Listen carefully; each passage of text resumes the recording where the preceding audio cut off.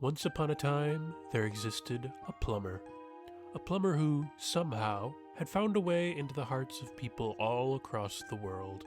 He would jump on Goombas, rescue princesses, and abandon Yoshis mid-jump for a little extra airtime.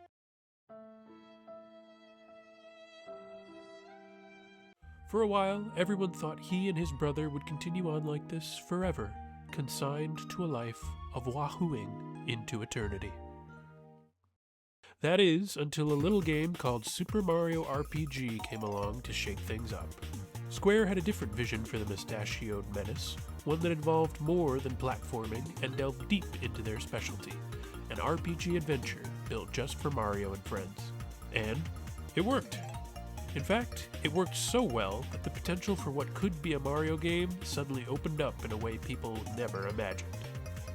But we're not here to talk about Super Mario RPG, as great as that game is. We're here to talk about its unofficial and beloved successor, Paper Mario. Now, it seems like a weird jump to go from this to this, right? I mean, paper? Why paper?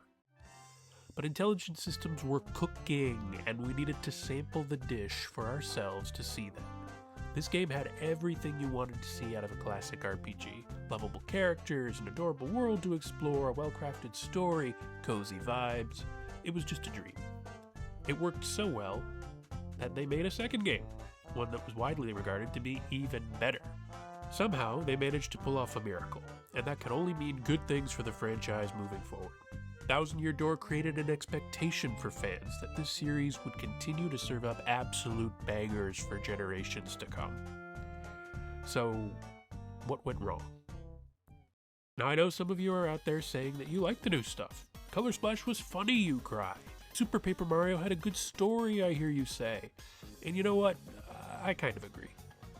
The problem is, I feel that it's missing a few fundamental aspects that make up the core DNA of what fans had come to expect out of a Paper Mario game.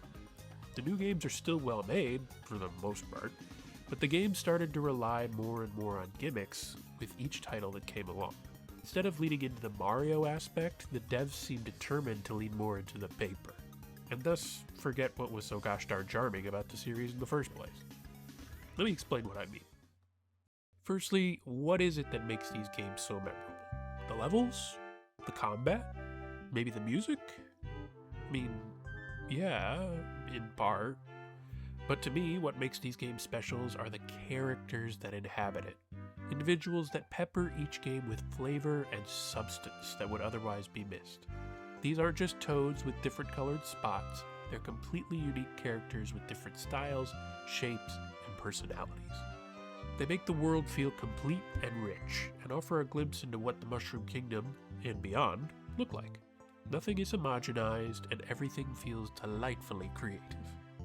And this is no better highlighted than in the many partners Mario picks up along his journey. See, I knew I'd get to the point of this video at some point.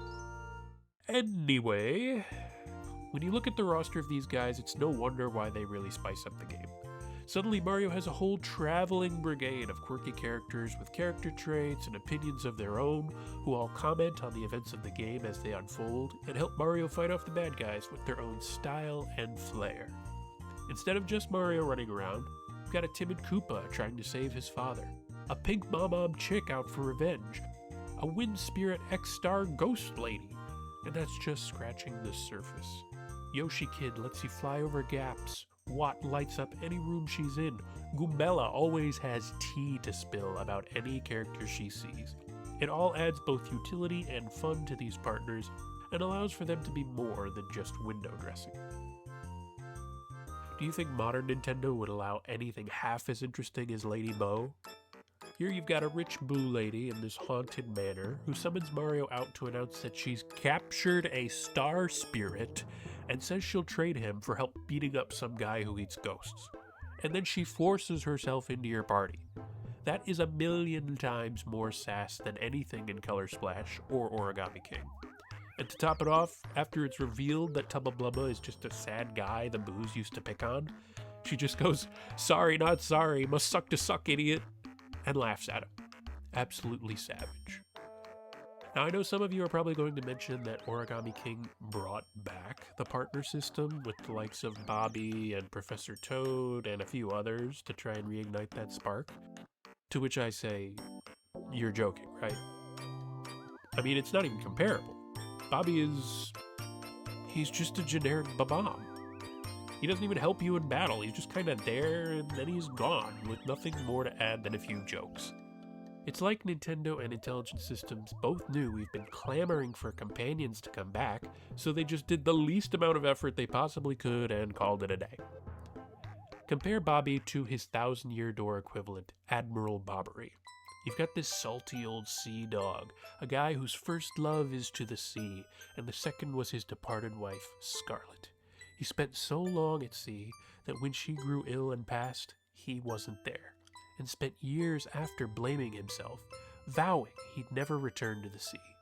That is, until we bring him a letter that his wife left for him before she went on, saying that she begged him to live and to continue doing what he loves. It's enough to bring a tear to your eye. Now, why did Nintendo do away with all this good storytelling potential? Why get rid of complicated stories and interesting characters that aren't the main cast? It doesn't make any sense. Well, I think we do actually have the answer to that. Kensuke Tanami, one of the main producers of the Paper Mario series, has said outright why things have scaled back on the creative front, and it's pretty sad.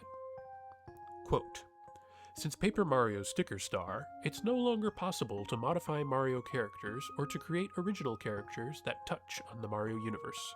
Unquote. Wow. They've even gone so far as to say that Shigeru Miyamoto himself, the Mac Daddy of all things Nintendo, has said things like, "It's fine without a story, so do we really need one?" And, as much as possible, complete it with only characters from the Super Mario world. Well, obviously, it's not their call to say no when Shiggy comes along and hands down his decrees by divine fiat like that, and he's pretty famously anti-story when it comes to Mario stuff. But my only question is, why? Why would you not want an amazing game with a killer story? Why would you not want unique characters? Does he think only Zelda is allowed a story? It seems completely antithetical to everything that makes a game world fun and interesting to me. This isn't the 1980s anymore. People want more than they did when Mario first released. Now, I get it. Managing a brand as powerful and as popular as this must be a daunting task, and you don't want these companies you partner with to just put anything out and potentially damage what you've worked so hard to build up. But no originality allowed? Isn't that spirit of creativity what helped build that brand in the first place? Obviously, I'll never understand his mentality, but I'm hopeful that games like Mario Odyssey are at least a slight beacon of hope that this mandate has been at least loosened a bit in its constructive hold over the IP. You've got people like the Broodals and all these original characters surrounding the world, so maybe.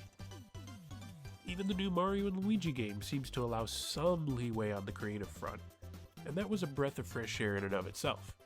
Maybe one day, Paper Mario and Intelligent Systems will be able to return to their roots, to give fans an in-depth and meaningful story with real characters again. Maybe the next Paper Mario will have partners and stakes and a whole world to explore and fall in love with. A guy can dream, can't he? Thank you guys so much for watching this video. My name is Caleb for Fussbot Gaming, and I'm gonna go cry into my Chocola Cola and try to forget my long-lost love. See ya.